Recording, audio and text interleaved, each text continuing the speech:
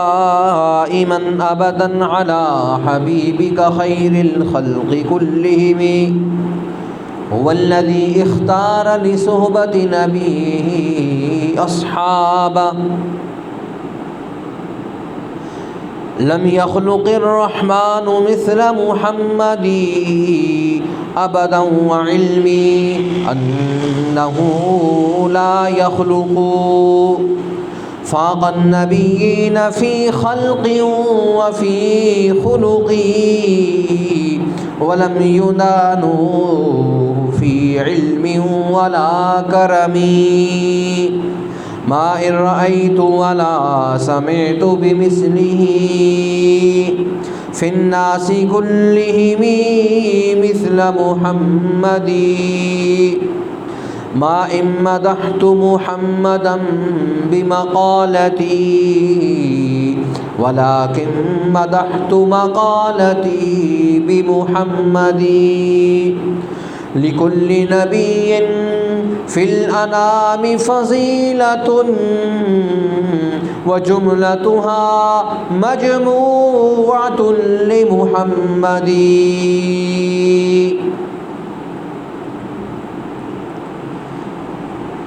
گرامی قدر سامعین، محترم بھائیوں، بزرگوں، اللہ رب العزت نے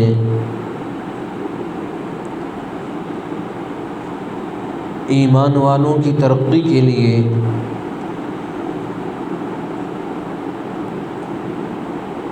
ان کو مختلف مواقع فراہم کیے، اور امام الانبیاء صلی اللہ علیہ وسلم امت کے لیے اس قدر صعوبتیں اور تکالیف برداشت کیں۔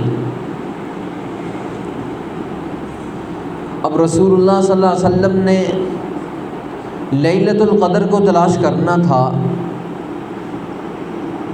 آپ نے پہلے 10 دن لیلۃ القدر میں تلاش کرنے کے لیے پہلے عشرے میں اعتکاف کیا اور غور و خوض کیا، پھر اپنے خیمے سے سر باہر نکال کے فرمایا، اے میری امت، پہلے عشرے میں نے تلاش کیا، لیلۃ القدر نہیں ہے۔ پھر رسول اللہ صلی اللہ علیہ وسلم نے درمیانی عشرے میں پورا اعتکاف کیا،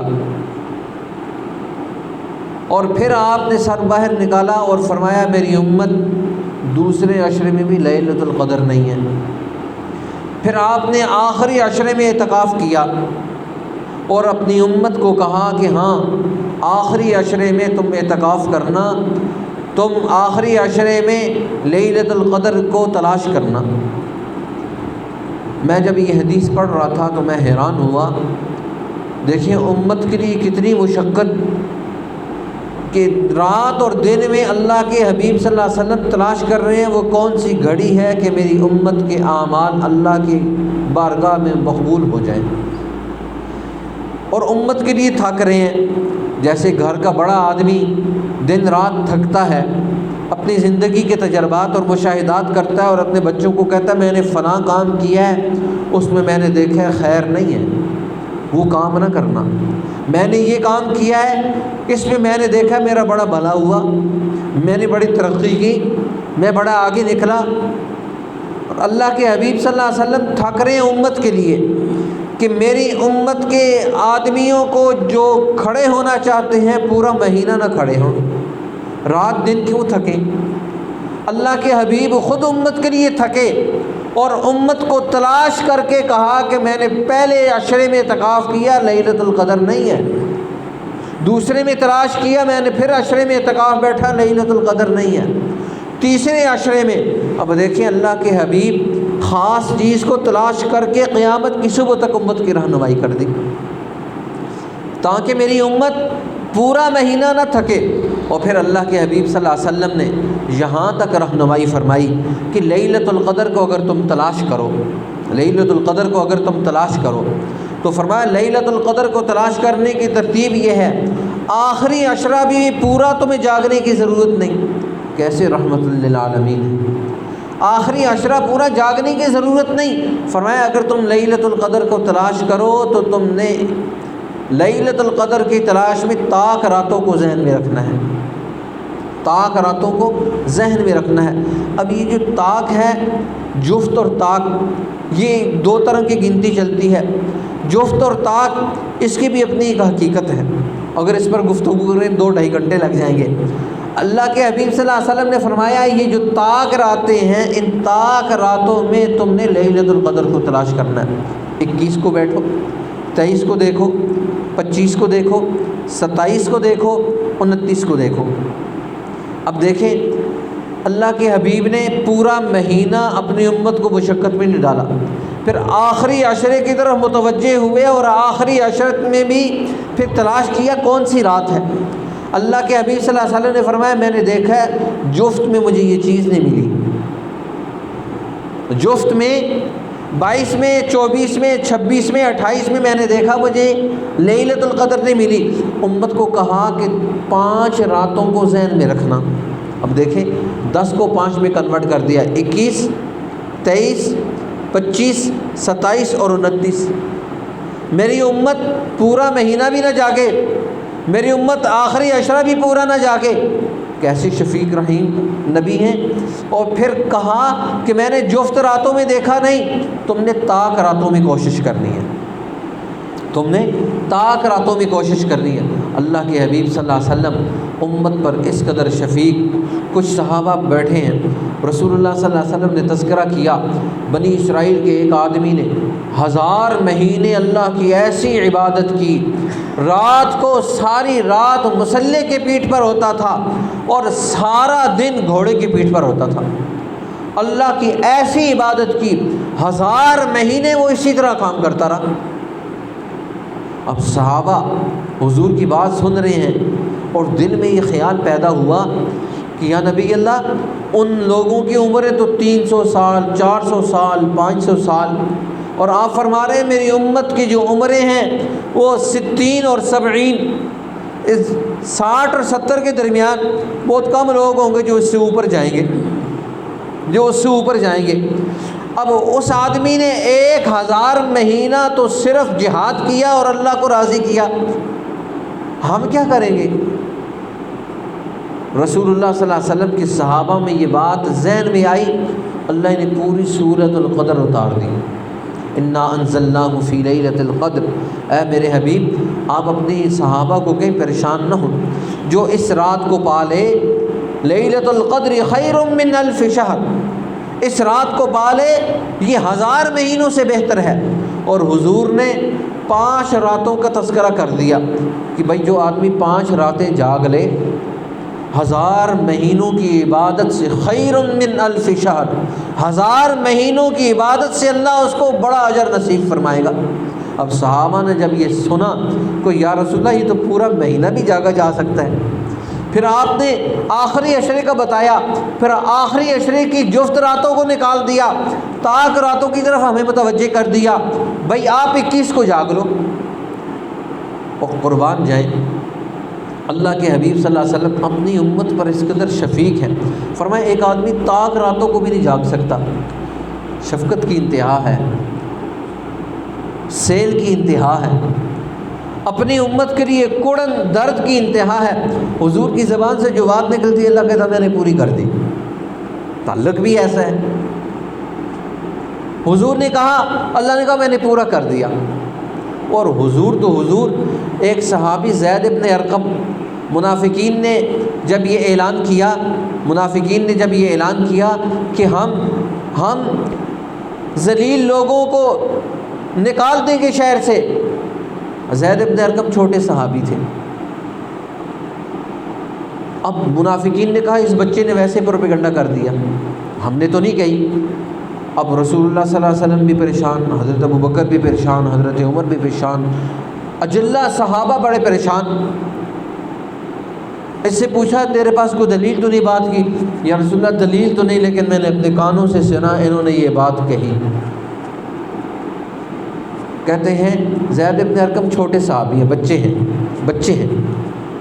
کہتے ہیں میں حیران رہ گیا، اللہ نے اللہ نے میری برات میں آیات نازل کر دی کہ زید بن ارقم نے سچ کہا، منافقین نے یہی کہا، اور کہتے ہیں رسول اللہ صلی اللہ علیہ وسلم میرے پاس سے گزرے اور یوں میرے کان کو مروڑا اور مسکرا کر دیکھا اور آگے نکل گئے۔ پیچھے سیدنا ابوبکر صدیق رضی اللہ تعالیٰ عنہ، اب وہی آ چکی تھی، حضور کی توجہ ہو چکی تھی اپنے اس بچے کی طرف، صحابی بچے کی طرف، تو کہتے ہیں حضرت ابوبکر پاس سے گزرے تو حضرت ابوبکر نے بھی اس کو متعجب نگاہوں سے دیکھا، محبت بھری نگاہوں سے دیکھا اور پوچھا کہ رسول اللہ نے کیا کہا؟ کہتے ہیں رسول اللہ صلی اللہ علیہ وسلم نے میرے کان کو مروڑا اور کہا، حضرت زید بن ارقم کہتے ہیں جب حضور نے میرے کان کو یوں مروڑا تو اس کی مٹھاس میں نے دل میں محسوس کی، اور یا اللہ کا کسی کو تھپڑ لگا دینا، کسی کا کان مروڑ دینا، دیکھیں یہ دلائل سے، یہ روایات سے ثابت ہے، اپنی کیفیت ہوتی ہے، اولیاء اللہ کا محبت کا انداز اپنا ہوتا ہے، ہر آدمی کا اپنا انداز ہوتا ہے۔ رسول اللہ صلی اللہ علیہ وسلم نے زید بن ارقم کا یہ کان مروڑا، کہتے ہیں اس کی مروڑنے کی ٹھنڈک، اس کی مٹھاس میں نے قلب میں محسوس کی۔ اور ابو بکر صدیق نے فرمایا اور حضور نے کیا کہا؟ کہنے لگے اور تو حضور نے کچھ نہیں فرمایا۔ پیچھے حضرت عمر تھے، حضرت عمر زید بن ارقم کے پاس رکتے ہیں، اب دیکھیں وہی اس کے بارے میں نازل ہوئی، ابو بکر بھی اس کے پاس آ رہے ہیں، عمر بھی اس کے پاس آ رہے ہیں رضی اللہ تعالیٰ۔ پوچھا حضور نے کیا کہا؟ کیا عمر اور تو کچھ نہیں کہا، صرف اتنا ہے کہ میرے کان کو مروڑا اور پھر اس کے بعد جو ہے مجھے محبت والی نگاہوں سے دیکھا اور نکل گئے۔ رسول اللہ صلی اللہ علیہ وسلم نے فرمایا کہ اللہ نے تیری برات میں یہ آیات نازل کی ہیں سورہ منافقون کی کہ انہوں نے ایسے ہی کہا، اللہ تو وہ ذات ہے، ایک صحابی بچہ جب وہ بات کرتا ہے اس کی بھی لاج رکھتا ہے، وہی نازل کرتا ہے۔ ایک عورت بوڑھی جب اس کا زہار کا مسئلہ ہوا، قد سمع اللہ قول التی تجادلک فی زوجہا وتشتکی الی اللہ، اللہ نے آیات نازل کر دی۔ حضرت عائشہ کا مسئلہ ہوا برات کا، اللہ نے جو ہے ان الذین جاؤوا بالافک عصبۃ منکم پورے رکوع نازل کر دیا۔ ایک صحابی کے بارے میں اللہ کے حبیب صلی اللہ علیہ وسلم جو ہے جی وہی نازل ہوتی ہے، حضور نے فرمایا کہ جو آدمی تاک راتوں کو بھی نہ جاگ سکے، حضور کی بات، زبان کی بات ہے، جو آدمی نے رات کو عشاء کی نماز پڑھ لی، صبح کی تکبیر اولیٰ کے ساتھ پڑھ لی، فرمایا اس کو بھی پوری رات کھڑے ہونے کا اجر ملتا ہے، پوری رات جاگنے کا اجر ملتا ہے، گویا کہ وہ اللہ کے حضور رات کو قیام میں رہا۔ اب دیکھیں وہ آدمی جو کہتا ہے میں بیمار ہوں، میں رات کو نہیں جاگ سکتا، حضور نے اس کے لیے کتنا اچھا پیکیج نکال دیا، کتنی زبردست اس کے لیے پیکیج نکال دیا، صرف اتنا کام کر، رات کو 10 منٹ نماز عشاء میں آ جا، صبح آ جا، تجھے پوری رات کھڑے ہونے کا اجر اللہ رب العزت نصیب فرما دیں گے۔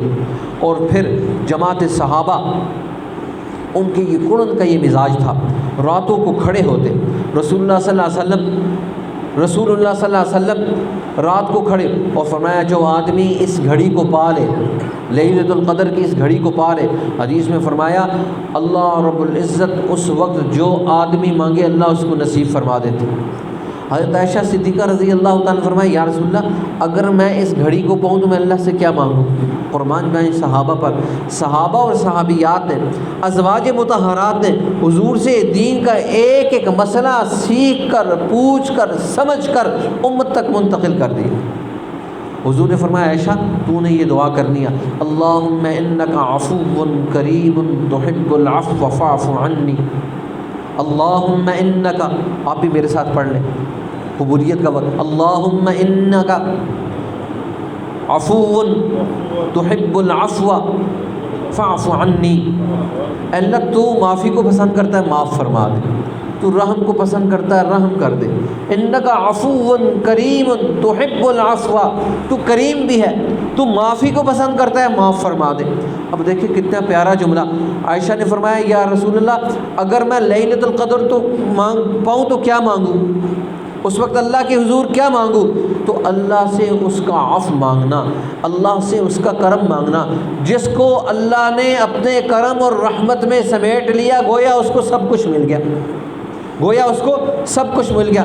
رسول اللہ صلی اللہ علیہ وسلم نے فرمایا اس رات میں کچھ لوگ ایسے ہیں، اس رات میں اللہ کچھ لوگوں کو سب کو معاف کر دیتا ہے، حدیث میں آتا ہے اللہ سب کو معاف کر دیتا ہے، لیکن 5 یا 4 افراد ایسے ہیں اللہ ان کو نہیں معاف کرتا، اس رات میں بھی ان کی بخشش نہیں ہوتی۔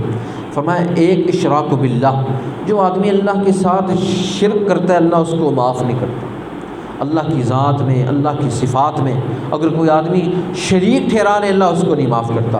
دوسرا فرمایا مدمر خمر، شراب کا عادی، فرمایا اللہ اس کی بھی بخشش نہیں کرتا۔ اور اس کے بعد تیسرا فرمایا المشاحن، حضور نے صحابہ نے پوچھا یا رسول اللہ مشاحن کیا ہے؟ فرمایا کینہ پرور، جس کے دل میں کسی ایمان والے کے بارے میں کھوٹ ہے اللہ اس کو بھی معاف نہیں کرتا۔ یہ جو ایمان والے کے بارے میں کھوٹ ہے، دل میں کھوٹ رکھنا، یہ ایسا عمل ہے کہ انسان کی نماز کو، روزوں کو، حج کو، زکوٰۃ کو، سارے حسنات کو کھا جاتا ہے۔ شرک ایسا عمل ہے کہ حضور کو فرمایا لئن اشرکتا، حضور کیسے شرک کریں گے؟ قرآن نے کہا لئن اشرکتا لیحبطن عملک ولتکونن من الخاسرین، اے میرے محبوب اگر آپ نے بھی شرک کیا سارے عمل ختم ہو جائیں گے۔ اگر حضور کے عمل ختم ہوں گے میرے اور آپ کے عمل شرک سے کیسے باقی رہیں گے؟ میرے اور آپ کے عمل شرک سے کیسے باقی رہیں گے؟ اس لیے شرک ایک ایسا عمل ہے فرمایا انسان کے سارے اعمال کو ختم کر دیتا ہے۔ آدمی کہتا ہے میں نے اتنی نماز پڑھی، اتنے روزے رکھے، سارا ختم، اتنی قرآن کی تلاوت کی، سارا ختم۔ فرمایا المشاحن، کینہ پرور، دل کے اندر کھوٹ رکھنا، کینہ رکھنا، فرمایا یہ بھی اعمال کو ضائع کر دیتا ہے۔ ایک آدمی اتنا تھک کے نمازیں پڑھتا ہے، قرآن کی تلاوت کرتا ہے، اللہ اللہ کرتا ہے، صلاۃ و تسبیح پڑھتا ہے، دل کے اندر تھوڑا سا کینہ پیدا ہوا، کسی ایمان والے کے بارے میں کینہ پیدا ہوا، سارا کام ختم ہو گیا۔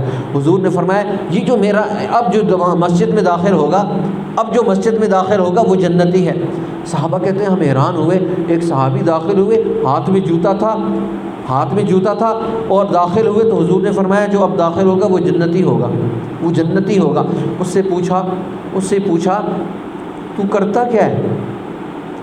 ایک دفعہ نہیں 3 دفعہ حضور نے فرمایا یہ داخل ہو رہا ہے، یہ جنتی ہے، تو کرتا کیا ہے؟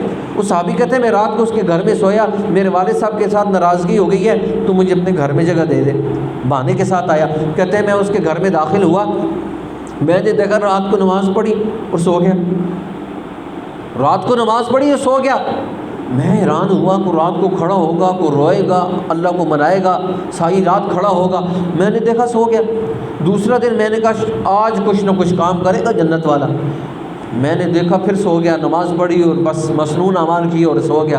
تیسری رات میں نے کہا آج تو کوئی ایسا عمل ضرور میں دیکھوں گا کہ یہ جنت والا کام کرے گا، میں بھی اپنی زندگی کا اس کو حصہ بناؤں گا۔ کہتے میں نے دیکھا اعمال کیے، نماز پڑھی اور سو گیا۔ اور میں نے پوچھا چچا جان میری والد صاحب کے ساتھ جھگڑا نہیں ہوا؟ حضور نے فرمایا یہ جنتی آ رہا ہے، جنتی، مجھے بتائیں آپ کون سا کام کرتے ہیں؟ کہتے میں بھتیجے میں ایک ہی کام کرتا ہوں، تو نے پوچھا تو میں نے بتا دیا، میں رات کو سونے سے پہلے ہر آدمی کو کہتا ہوں اے اللہ میں سب سے راضی ہوں، میں کسی سے ناراض نہیں ہوں، سب سے راضی ہوں، میں کسی کے ساتھ ناراض نہیں ہوں، کسی اللہ کے بندے کے ساتھ میں ناراض ہو کر نہیں سوتا۔ میری رات کو نیند ہوتی ہے میں اللہ اور اس کے بندوں کے ساتھ راضی ہو کے سوتا ہوں۔ فرمایا اللہ کو یہ عمل اتنا محبوب ہے، اللہ فرماتے ہیں یہ جنتی ہے۔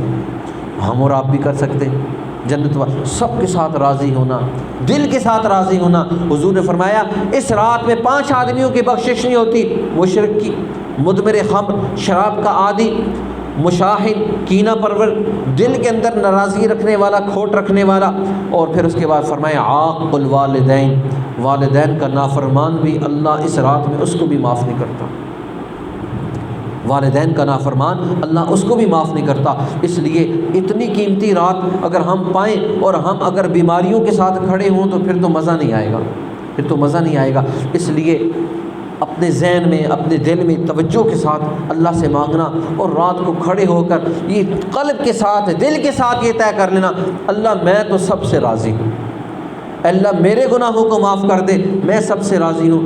ہے بڑا مشکل، کیوں؟ شیطان کھڑا ہوتا کہتا ہوئے راضی ہو گئے کیوں ہوئے؟